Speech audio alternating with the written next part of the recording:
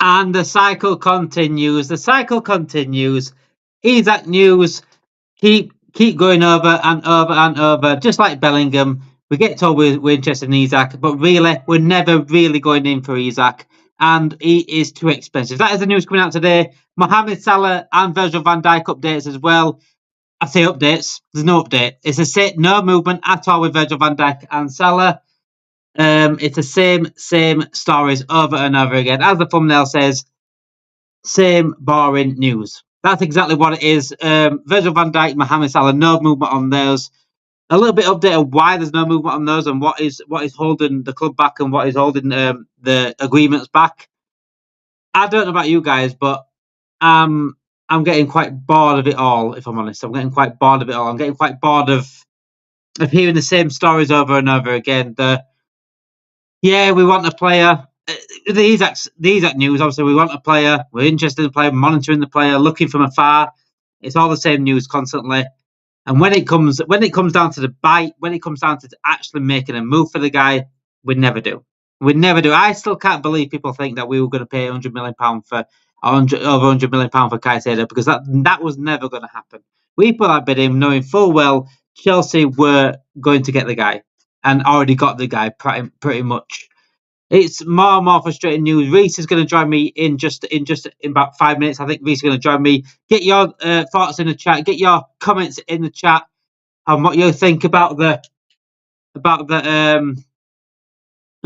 today's news, about Isak, about Mohamed Salah and Virgil van Dijk. A little bit on Arne Slot's words as well, in terms of he's spoken about Trent Alexander-Arnold and what's happened to him in the recent weeks. Obviously, the news came out about Trent Alexander-Arnold potentially going to Real Madrid for free in the summer. So Arne Slot has had a little bit of say about it, but not too much of a say on it. He kept his cards close, very, very close to his chest, put it that way.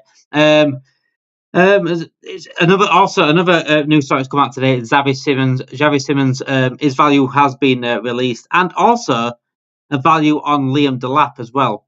Liam Delap's value, potentially a release clause of Liam Delap. Now, if everyone wants to put Isak to bed, I think I put Isak to bed for a bit ago. Now I still talk about him. I'm always going to report the news on here. I'm always going to report what's being said and let you know your comments as well. But you can also make your own opinions up as well about Isak. If you don't believe the stories, you don't have to believe the stories. I personally don't believe the stories most of the time. So it is the same cycle. It is the same cycle. We got told a few weeks ago Isak is number one. Is definitely on top of the priority list in terms of strikers. Anyway, Liverpool and Newcastle are very interested in him. Then we got told that there was initial talks of Isak potentially as well, and then it's gone out to now James Pearce. As per James Pearce, by the way, the same guy all the time, putting out the news that pretty much ends at all sort of excitement, has come out and said Liverpool's senior recruitment figures certainly admire Isak, but it's highly unlikely that they would agree to pay on £150 million for him. I don't want to get £150 million for him, because I've been saying £120 million. Where he's putting that extra price on just to make it sound better that we're not going for him is on me. It won't surprise me. With reinforcements needed in other departments, Liverpool aren't just targeting an elite number 9. Wow. We're not targeting elite number 9. And I think this is what pisses me off. Forget Isak for a second. It's not just about Isak. We're not targeting elite number 9. So what are we? Are we going again with Núñez? Because it's quite clear. It's quite clear to me Arne Slot doesn't like Núñez. It's quite clear to me Arne Slot doesn't want to go with Núñez. It certainly doesn't want to keep playing Luis Diaz up front. Jota clearly can't be reliable. Then after that is Jadon Danns, and he's just too young at the moment to be that main guy. He's got a lot of potential, but too young to be that main guy. And it's just we're again not willing to go out what we need because we're not willing to pay the money. And it's as simple as that. It's as simple as that. That is what it is. We're not going out because we don't want to pay the money. It's as simple as that. And it's so frustrating that it's the same cycle every single summer. Every single summer. You link a player, gaslight the fans, get them to believe it, you link a player, Most fans don't believe it now. It's happened too many times. Go around to the point where we're potentially getting the player. Arsenal and Liverpool interested player. Liverpool pull out. Oh, we didn't want a striker anyway. That's what we're going to be saying. We didn't want a striker anyway. That's what it is now. We don't want a striker anyway. Clearly, they want a striker. Clearly, need a striker.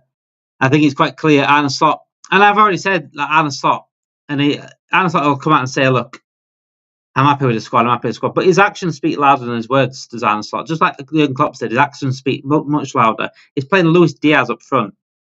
You're telling me he doesn't want a number 9? Is that what the excuse is going to be now this summer? We don't even want a number 9. Or an elite number 9. What kind of number 9 would you want then? One that's not good enough for Liverpool. This is it. I'm just absolutely annoyed. It's just boring. It's the fact that these journalists can write the same shit every single year. They get paid to write the same shit every single year. The same spouting shite, the gaslighting of the fans. I don't like how the fans are being treated. Look, we know we're not going to go get Isak, because we know we're not going to pay for it. So why tell us that we're interested in? Why we don't want to know? We don't want to know. I'd rather not know. If we are interested, I'd rather not know. Because we know we're not going for him. I'd rather not know. Don't tell us that we're interested in him. It's pointless.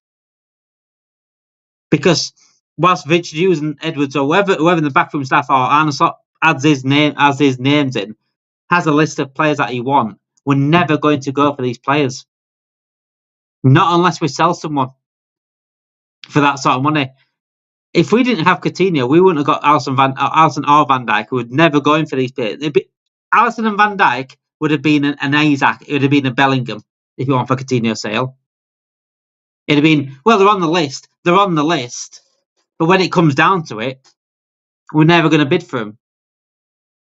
And the unfortunate, well, I'll say it's unfortunate, we don't have a Coutinho to sell, because what we're doing now is the free players that potentially could have brought us money in, potentially, especially Trent. If you're talking about being sustainable, the potential signing Trent is going for free. So now we're relying on really Núñez and Diaz to possibly bring up the transfer budget and their sales, and that's going to cover the rest of the play. And this is what I'm saying: we're going to be left short again. Not targeting elite number 9 is just, for me, it's just, I don't know where 150 million come from. And if you go onto our TikTok, if you're watching now, go onto our TikTok, Talking Reds TikTok, Talking Reds LFC TikTok.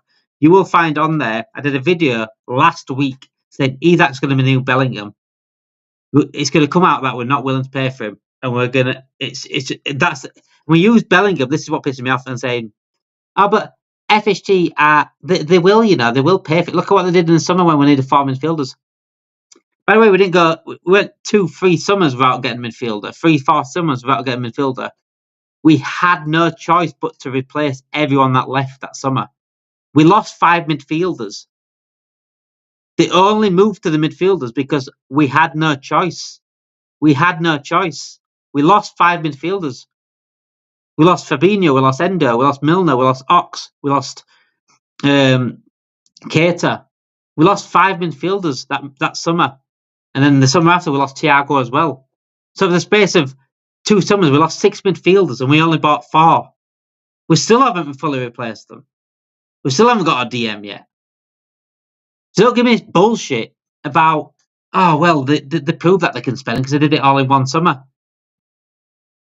Why didn't they go get a midfield? Why didn't they go get a Soboslai or McAllister the summer before or the summer before that? Just to spread things out so you leaves you more room, instead of throwing seasons away, instead of dropping off in seasons and watching your fucking team crumble, watching midfield crumble.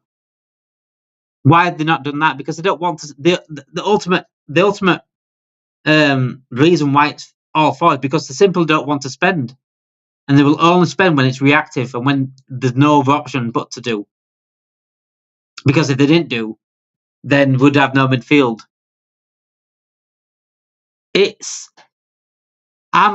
I don't know about you guys at home. But I'm absolutely bored of it all. I'm bored of all this bull crap from journalists. The journalists getting paid for absolute gaslighting and shite constantly. And I'll go on and celebrate if we win the league this season, which looks more likely. I'll go on and celebrate that in other streams. But there's certain streams like this that need to be said. There's certain things that need to be said in streams like this because I'm tired of the bullshit. I'm tired of the fucking gaslighting. It's fucking boring. They literally write the same articles every fucking season. It's going to be a busy summer. Fuck off. We know it's not going to be a busy summer. And if it is, what's busy to you? Because we still won't do enough really to fully equip what Slot needs to go again to defend this title if we win the title. And we're going to go on to the Salah and Van Dijk news in just a second. Reese is just joining us in a second. So yeah, just like that. I mean, it's like saying your name in the mirror and you turn up. It really is. I just talk about you then, and I was saying, look, we're talking about the Isak thing being the same news over and over again. Now we don't want to go for Isak because he's 150 million. Why put it out there that we're interested in him then? This is what I'm bored of talking about. It's like if Coutinho, I said it a minute ago. Everyone's watching now. If Coutinho want a sale, Van Dijk and Alisson Becker would have been an Isak, would have been a Bellingham. It'd have been they're in the list, but we can't really pay for them.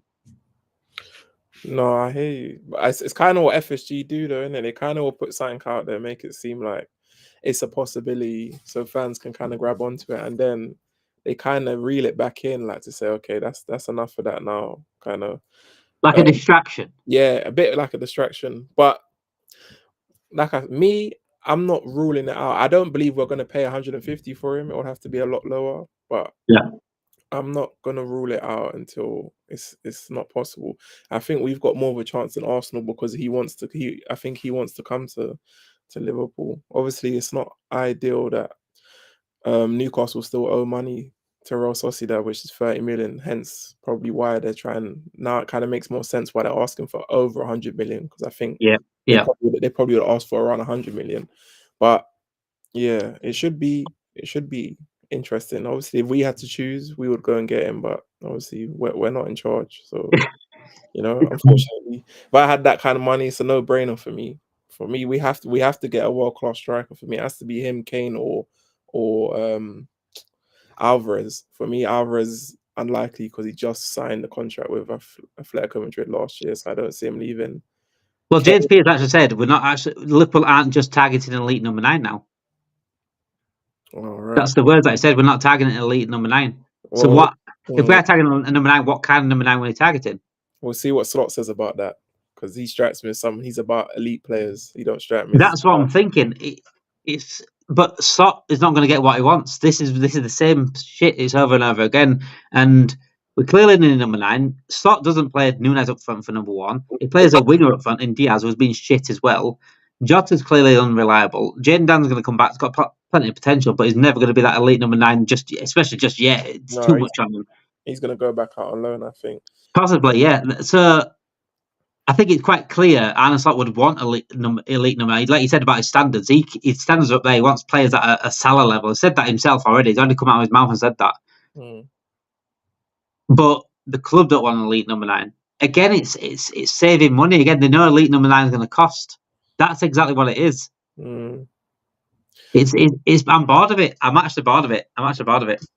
I saw mine, but I try not to allow it to get to me like that because it has in the past. I'm just waiting because like I've said, I don't see how a guy can win the Premier League and you can't give him what he wants. You may not give him every single piece, but you didn't back him first time round and then he's gone and done this. So for me, you should be wanting to give him more. You should be thinking, wow, we didn't even give you anything. Really. Yeah. Done. Obviously, we had a decent squad, but and we've got Premier League winners and whatnot. But at the same time, you've got to go out and go and do it, and he's got to go and command that respect. And no one was expecting this. So for me, I still think, and he strikes me, like I said before, he's a little bit more direct than Klopp. I think he's come in, played the game, but I think he's definitely going to say that I want this, and this. And I think he should be able to get 2 elite players. The rest of the other players, they can target just how they usually do with their model, which is just below world class. They're kind of on that peripheral. That's fine. But I think for me, you got to get at least 1 or 2 elite players to come in to that squad. And now we're going to potentially lose Salah and Virgil van Dijk. I mean, that just keeps going on. The more news coming out today about the contract situation. I'm just going to read out what it says here. There's no offer on the table for Salah to extend his 8-year stay. There's an offer on the table, for Salah to extend, but it's understood that the lines of communication remain open with Saudi Pro League. It's the length of deal that's been offered to Salah, given his age, is one of the reasons why it's not extended. We've said this before. We think it's an extension, and therefore it's because it's going to cost more money to do a certain length. It costs much more money. Who have been prepared to bide their time, not to try and force a decision. The same applies to Van Dijk. And Van Dijk has actually had words about his future as well. I'll try to get them up. But let me know your thoughts on. Are you still 100% positive on those? Is it going further down as we go along? I still think they're gonna sign for me. If they haven't signed already, I still think they're gonna sign. I just obviously if they don't, then I'll be wrong and I gotta hold on to that. But I still think they're gonna sign for me. I think it's either it's done already and they're just doing all this because they been waiting because the club wanted to announce Trent as well. And because it looks like Trent's not, I think that's just because of how FSG are, they're just gonna wait till the end of the season. I just see it as it gives them so much more work to do for me if you do let these two guys go, because we already need 3 or 4 players. So like I said, Trent is more replaceable in terms of you get a traditional right, but you've kind of got Bradley, you get someone else. Obviously in terms of what he offers going forward, he's an anomaly. You're not really going to get that, and I don't really think we should target that. But I just think it gives them too much to do, and I don't see Slot being happy about it. You can't have the guy winning the league and then you take away 3 of his best players when you're meant to be if anything, you're meant to be keeping your best players and trying to strengthen and go and see how can we go. How can we? I'm just wondering. I'm wondering what Klopp thought of all this, because we knew Klopp. He started to look unhappy as the years went on, and there was a report that I'd had a meeting with FSG, and then not so long after that, he announces is leaving Liverpool.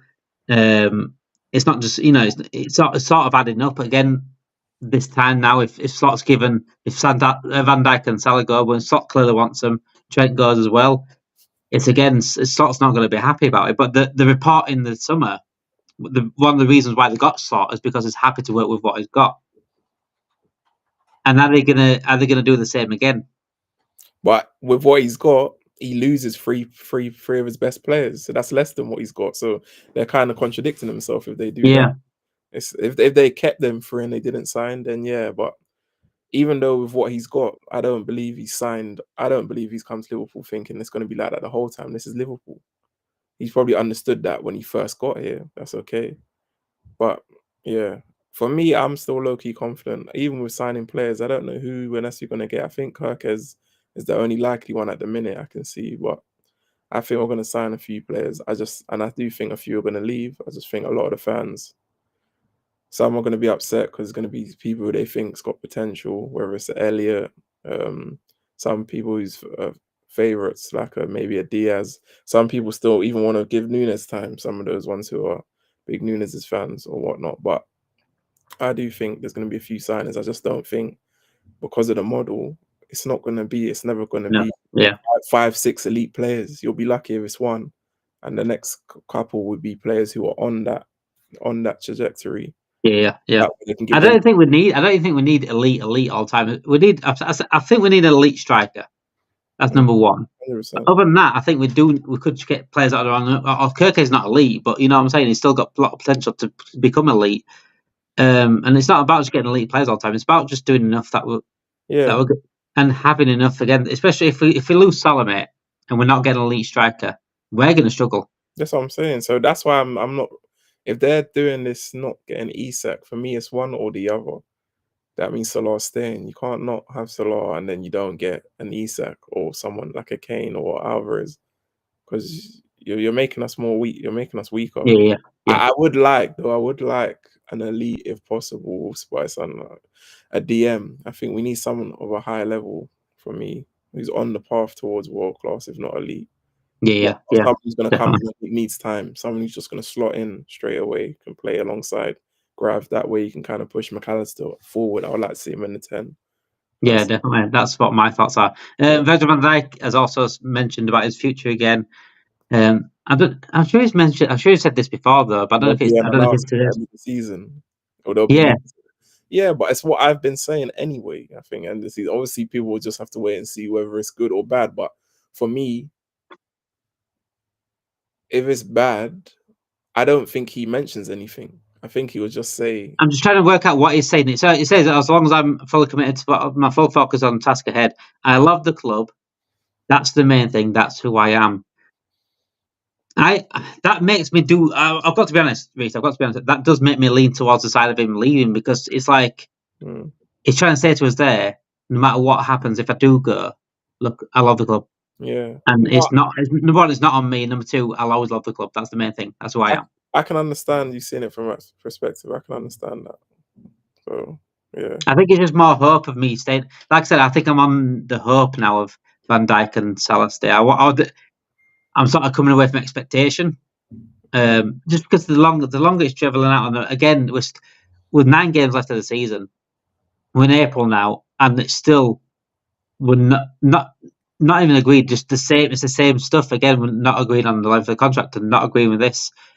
I just feel like FSG won't budge. They will not budge. They're stubborn. They just see money first, and that's it. That's all they care about, and that's where I worry. And if these two do go, I hope to see a backlash from it. And if I don't see a backlash, then I'm questioning a lot of people's fan what's the word? Just fandom of this club, because we've got to start putting the club first now and putting. These players are more part of the club than the ownership. I know the ownership, you own the club, but the players are the club themselves. You know what I'm saying? The players and the manager make the club. The fans make the club more so than the ownership. The ownership it's just a business to them. It's just a profit making business. It's a portfolio piece, and it is really, really frustrating. Van Dijk, yeah, he knows he's got a huge task ahead. 9 games left. He said, "Look, we've got 5 games left at home. Make it the best atmosphere ever. And let's go win this." I think it's sort of building up to be like, just let me leave on a Premier League title. That's what it seems to be looking like. I'm just trying to look at it outside. But yeah, the players that we have been linked to, João Pedro has been given a £100 million price tag. Yeah. However, Liam Delap, there's actually Liam Delap news. Once I did have it up a minute ago. Here we go.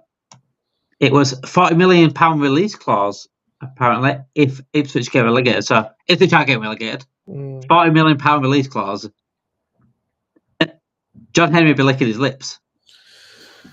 100%, that's in the ballpark. But for me, if you get a Delap, he's a backup. You can't really bring him as a main. I still believe, like I said, we need 2 strikers. It does depend on whether Jota gets sold as well. I think Nunes is definitely going, and I think Diaz is definitely going. So if Diaz going, that's probably another left winger, unless they decide to keep Chiesa and he can potentially do both sides as backup to Gakpo and or compete with Gakpo and Salah. But even Pedro, that's just Brian saying that for me. You can't really, you're not going to get 100 million for him. This is not no one's going to go for him. That's more just to scare you off. It's the same as Southampton asking for 100 million for Dibbling. Dibbling's 40 million at best. For me, Pedro is around 40 to 50. How old is Pedro as well? He's about 23, 24, I want to say. I don't know, actually. I'm he's international, right? Yeah, 1 second. Get that up. I would say 40 to 50 million at best. That's just to scare people off. For me, 100 million. They know they're not going to get there. If he says he wants to leave. Yeah, 23, I thought so. Yeah, 23. If he says he wants to leave, 40 to 50. So, but Liverpool ain't really been, not lately anyway. They haven't really been linked with Pedro even before this news has come out. So, you know how it is in the summer. We're going to be linked to kind of everyone, especially after winning the league. And if certain players go, certain players stay. So it's going to be kind of a whirlwind. But regardless, I think we will get some players, and there will be a few players that leave, quite a few.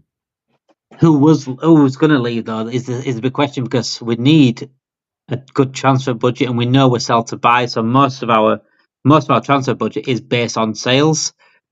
Nunes is probably going to go. You're going to get 60, 70 million for him. Yes. They put a price tag apparently on Diaz being at least 62 million, Yeah. according to the marker. So you're potentially looking at 120 million for him and Nunes alone.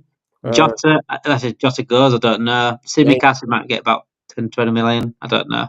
Potentially. Yeah. Kelleher, I think that was about 40 million, wasn't it? We're being talked about B. Kelleher. I was going to say, yeah. Gomez, potentially, I think. Do you think Gomez will go, despite if... Do you think? It depends for me, because he's quite injury prone, but you got to remember with him, he might want a fresh start because he's never going to be the first choice. And even when he does get a run of games, the issue he's always had, minus, was it the season we won the league? I think when he might have been fit the whole season. Yeah. It's always been unfortunate with injuries. So yeah, and if depending how much FSG are giving Slot in terms of their own money, which is probably not as much, he's, like I said, he's gonna have to make most of the budget from selling players. So he just strikes me as he's gonna be more ruthless, not gonna be sentimental, because he wants to kind of put his imprint, put his stamp on the team. And with Feyenoord, if you check your research, I think when he got some of his own players in there, he kind of sold quite a few players, even fan favorites. So that tells me he's not afraid to kind of rattle things or make certain decisions when he needs to try and get what he wants. So I still think there's a few players. I'm trying to think midfield. There might be some players that get moved on. You don't know, Besetic potentially. Who else in midfield? Even Kwanzaa, even though people don't want to get rid of Kwanzaa, if they're trying to use him as part of the Isak deal, if we were to get Isak, because that's what I'm thinking of. I'm thinking of that.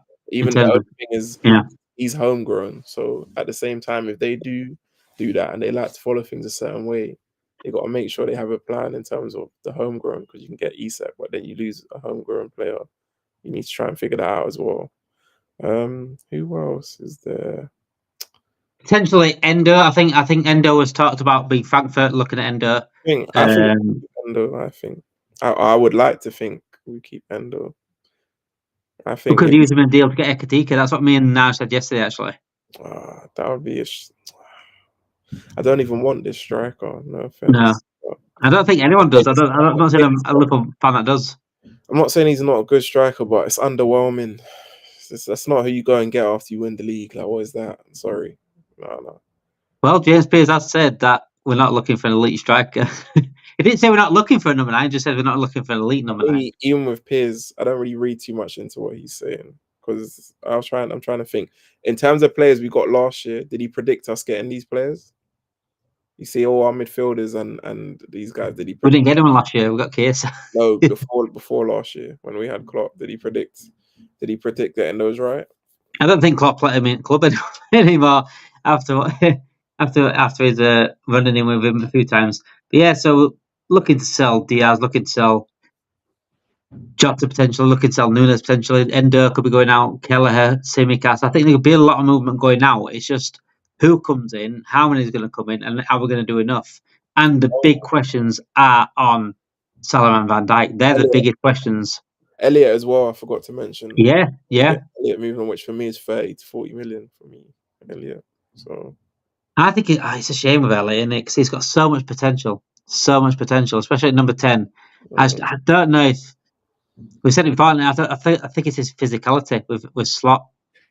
That's the only thing that probably let him down. But creative-wise, he's probably behind Trent the most creative player we've got. Trent, Elliot, and McAllister, and possibly Salah. They're the 4 creative players we've got. Yeah. No. It's just a shame about Elliot. It really is. He's got so much potential. I think he's always been a number 10 for me. Every time I've watched him, he's been number 10. We've finally got a number 10 sort of formation, and we don't see him. It's a shame that. It really is a shame. Everyone else, I'm not too bothered about going. Endo, I'd like to keep Endo around, just for squad depth. I think I still we need a DM, and maybe possibly another midfielder just for depth. But I'll be happy with a DM, if I'm honest, after this ownership. We need a DM since Fabinho's gone. Yes, like I said, Gravenberch has had a good season. Has been fantastic DM, But even in an interview, he says, "I'm still an 8," and I want to see him in his best position going forward. So yeah, I am absolutely tired of the Isak news now. I don't want to hear Isak's name anymore. I don't even want to talk about him, but I will talk about him, guys, on here because this is the news. I'll report the news, what's out there on the news channels. If you haven't watched our Premier League predictions, anyway, by the way, if you haven't watching, go onto our channel on YouTube. Watch our Premier League predictions that me and Nige did last night. If you want any, if you like joining like predictions, like to speak about FPL and things like that, go into that video and watch that one. That was out this morning. But yeah, it's just an interesting one. I'm interested to see what everyone else thinks about the Isak news and the contract news, because I know you, Reece. I know you're always optimistic, especially with the contracts. I know you're always going to be until something actually concrete turns you, until it actually says, I think it's probably concrete or real serious reports going out that they're not going to sign. I think you're always going to be optimistic there. I just think I've always said on here, I've always been quite consistent with this. I've prepared mentally for the worst to happen. I am living on the hope of them staying, Salah and Van Dijk. I think we all expected Trent to go. And regarding the Trent thing, actually, I want to talk about this. You know, how the media's seen it all now. Rival fans are saying it all, and I've seen Rio Ferdinand talk about it. I've seen Paul Merson talk about it. I've seen all these media people talking about it and saying why Liverpool fans are unhappy. Let me get one thing straight. I think there's a middle ground to be had, just like everything, really. People go too far with abuse and things like that, and calling rat and things like that, and then saying he doesn't deserve to be part of the trophy parade, doesn't deserve this, doesn't deserve that.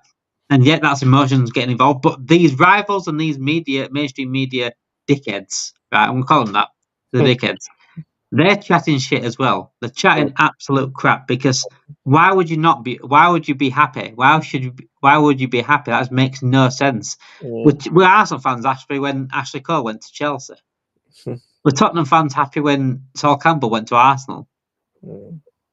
Even if he didn't go for free, just him going alone is he should be unhappy. But for going for free as well, and it does seem like I'm not fully against Trent here. I'm not going. I think the club and Trent are to blame.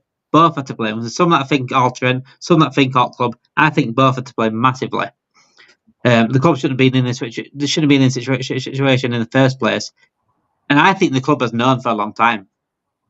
I do think the club's known for a long time, because we've seen the reports about Trent compared to Van Dijk and Salah. More cement on Van Dijk and Salah being talking to the club properly. I think the club's known for a long time, and if they have known for a long time, say 2 years, why have they not sold him on? They should take power and say, look, if you don't want to be for us next year and you only go for free, we're either selling you. And if Real Madrid aren't going to buy you, you can rot in the reserves for me, because if you're not committed to this club, you've got to be sure the commitment to this club. But then I still looking at Trent thinking, yeah, you have looked like you have been speaking to Real Madrid behind his backs, a little bit snaky. I think his brother's been a bit snaky, but I think he'll regret how he's done it. I don't think he'll regret his decision. And so be it. Go on and go to Real Madrid and do whatever you need to do at Real Madrid. I do like the player. I sort of wish him well personally, but I can't stand the Real Madrid, so I don't wish anything good on them. No. But yeah, what do you think about the mainstream media talking about Trent and how Liverpool fans have to be happy? I think that's just media talk, because that's not their real answer. They're just saying that because it's Liverpool. They're not going to agree. When you know rivals to agree with rivals. And for me, if it was their own club and one of their best players leaving, they would be upset about it. What people are missing is it's the manner in how if he is to go, it's more like I said, there's no easy way to deal with a situation like that, because I do think he could come out and have said maybe start of the season or something like, this is going to be my last season. I want to try and, regardless of whether it's my last season or not, but I want to try and go out with a bang and win try and win as much trophies as I can this season. I'm looking at a new challenge kind of thing. And then people can kind of accept it maybe a bit more. But I do think at the same time, you're still always going to get people that are gonna cuss. They're gonna go below the belt. They're gonna go too far, make it personal. So it's a bit tricky. But in that situation, for me, it's just better to be honest, because then it's out there, and then eventually people kind of gotta accept it. It would have been interesting as well, because then it kind of makes you, if he did, would the club sell him at the start of the season, or would you just try and win everything and then let him leave at the end of the season? His hard one, but if they're seeing Bradley as the main predecessor anyway, why would they keep him on and just let Bradley just take over? I don't know if they see him as the main, because that's the fact we're being linked with right backs as well. So They ain't going to pay for all this. This is what I'm saying. I think they'll. You know what this ownership's like? We'll have a right back there. A lot of fans are happy with Bradley anyway. I'm happy with Bradley. He's a good, very, very good player. We definitely need 2 right backs. But I think the club will see that and think, well, they're happy with him. We'll just do it that. It's the cheapest option. Edwards and Hughes will have a strict budget to work under, whatever we sell.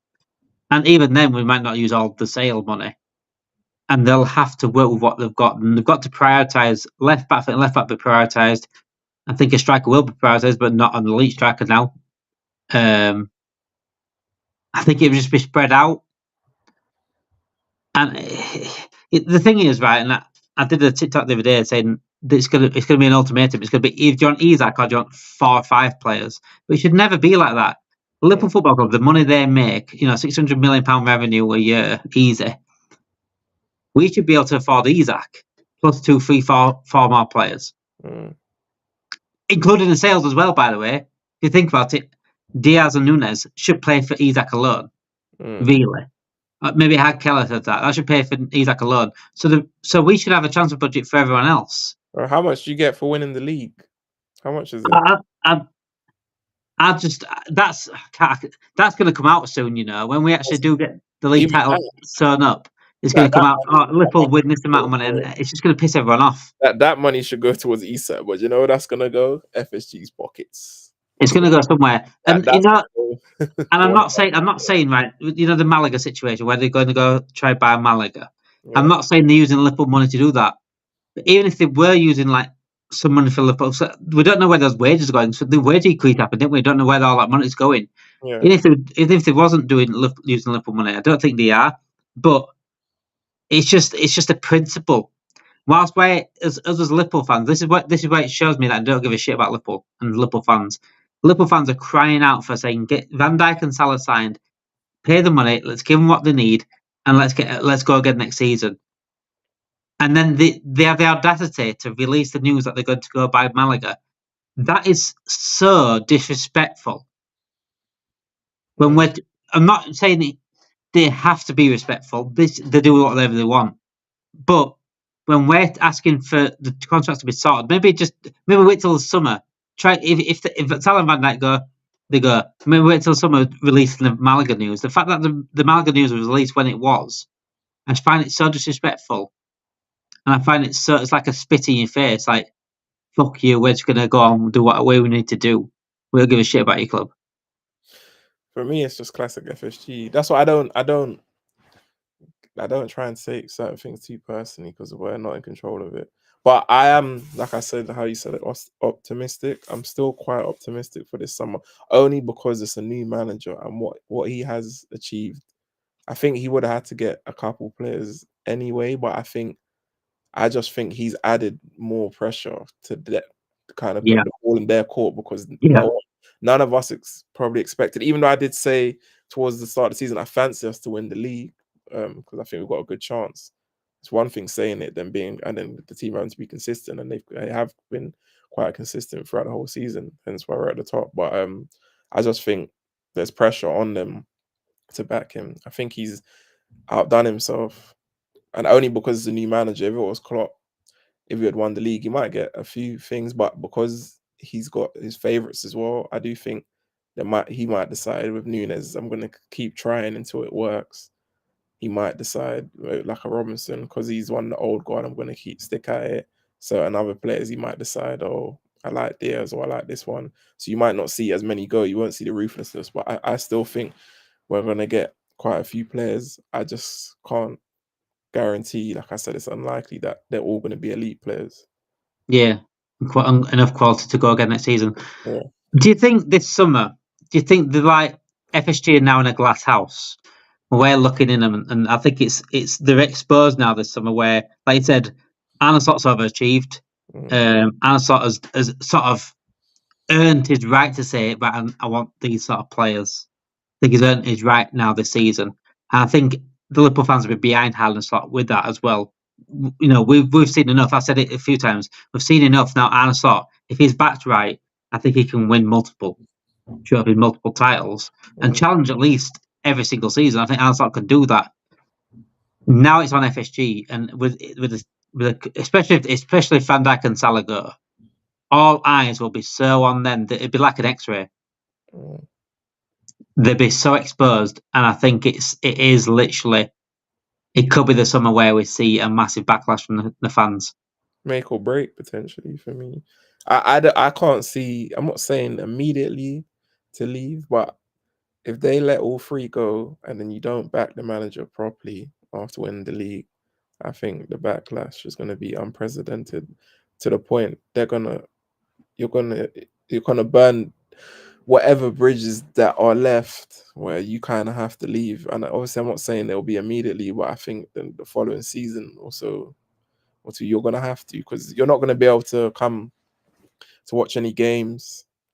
The kind of bad press and whatnot you're gonna get, whether you care about it or not, I still think those things damage reputation, especially if you're a businessman and stuff like that, and it will affect your other kind of interests and things like that. I just think that will mean they'll have to leave for me if they don't do that, because you don't care at all. You can't win the league and then let your three best players go, and then you don't even replace them or upgrade or try and make the team stronger.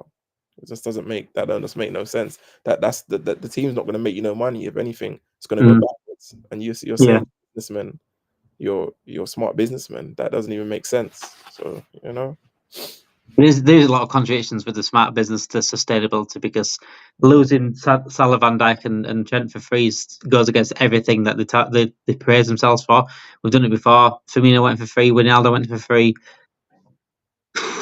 It just goes against everything that they get praised for. Do you think there's going to be fans that's going to hold on to FSG? Yeah.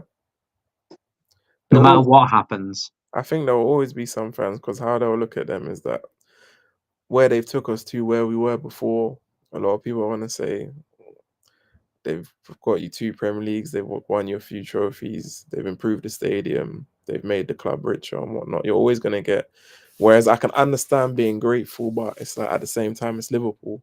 For me, this is what you're supposed to be doing. It's about being consistent. It's about challenging. It's about being elite all the time. It's not just about every now and again. You don't, like what you said in the past, you don't challenge multiple times and then win a league and then one in the seasons because you don't back, then you fall out of the Champions League or you finish 5th. It's a club of Liverpool stature that shouldn't be happening. Should always be challenging. Yeah, you want to win all the time. You're not always going to win every season. Right? But you need to be challenging. For me, Liverpool needs to be winning something every season. That's how I see it. Yeah, definitely. Challenge right to the end and to be in the title race and to be challenging for every trophy every season. Compete, and that's all the fans are asking for. You just want to be in the mix. That's what all fans want with all their clubs. But with Liverpool and our expectations are not unreasonable. This is Liverpool. You check your history. This is the team who's winning and competing and trying to be the best. So this is what FSG should be living up to. See, I don't think Paisley and Shankly work well with FSG. Because they didn't accept less than winning, really. I don't think they work under FSG. I don't think they get on with him. To sum FSG up, I've always summed FSG up like this with their ownership. Is imagine you've been through a bad relationship, a really toxic relationship. You're down in the dumps.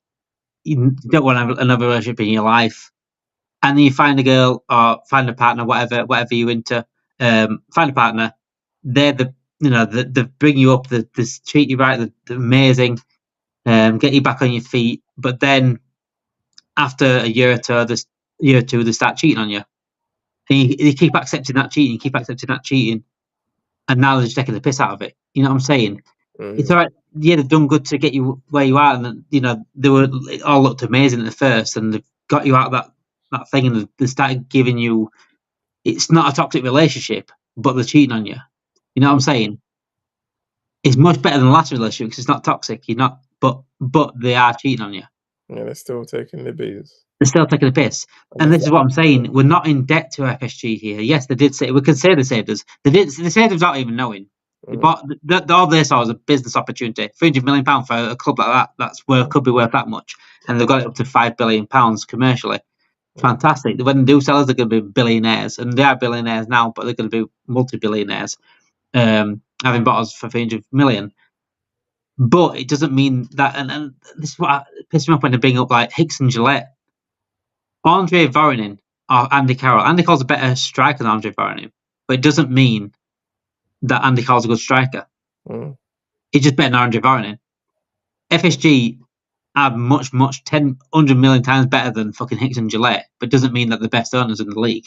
They're not the best owners in the league. They're not the worst owners in the league. I'll always get that. The Glazers are. I think there's a few others as well. But they're not the best owners in the league because they don't do all they can for Liverpool Football Club to get Liverpool Football Club into where they should be. They should be doing all they can. Slot will do all they can. The players will do all they can. But FSG don't do all they can. Other ownerships do. Aston Villa ownership does. Aston Villa ownership will do all he can to ensure Aston Villa have the best chance to go above and beyond. I mean, look. Aston Villa in Champions League. They're not destined for Champions League. A club like that in Champions League this year. Through to the next round. Doing okay in the league, and look what happened in January. Asensio, Rashford, and Marlon. So let's go for it. I'm not saying we have to get 3 times, but we got to show a bit more ambition. We've got to do enough off the pitch to give Arne Slot. Because I know for a fact. I mean, it's all right saying City cheated or whatever. City did. It looks quite likely that they did cheat, but without City cheating, I don't think we get to the levels that we did anyway. Because I don't think they pushed each other where they did. I think Klopp, with a little bit more backing, would have won at least 2-3 titles. Maybe another Champions League potentially. Yeah, potentially. And that's where better players. That's where again we don't want it to happen to Slot. We don't want to have the same thing to happen to Slot where we win a league and we drop off again. No, 100%. And that's the worry. That's the worry everyone has. I'm not an FSG. I got it in the comment the other day saying I'm an FSG. I'm not an FSG. I'm not these people. I don't agree with the people that go online and say FSG are ridiculous. I think they need to get a life for number one. But number two, I don't think the other side are right either. The ones that FSG apologists. There's two major divides there between them. No one really had the conversation. I got more out of fucking Grok. I don't know if everyone's watched that Grok episode, by the way. If you haven't watched that Grok episode, when I had the chat with Grok about FSG, I got more out of Grok than I have in Liverpool fans in the last fucking 5 years about FSG. It was very, very interesting conversation. Go back onto our YouTube, go onto our videos, go onto the Grok one where I said. Also, another Grok episode is out soon. It's about Salah and the Premier League greatness. So, yeah, keep your eyes peeled for that. We are live tomorrow night at 6:30 again for a match preview for Liverpool-Everton in the Merseyside derby. Big game. Arsenal play tonight, so eyes are on Arsenal tonight against Fulham. And I'm also live on Thursday, 6:30 again, with hooks for head-to-head. So make sure you tune in. Also, I'm actually live on Friday as well with Roms as well for another Red Zone section. So, yeah, thank you for watching. Make sure you do like, as always, smash that like button, comment your thoughts in the comments, and also share it to everyone as well. Share it, like, and subscribe to the channel as well. Thank you for watching. Have a great night, guys.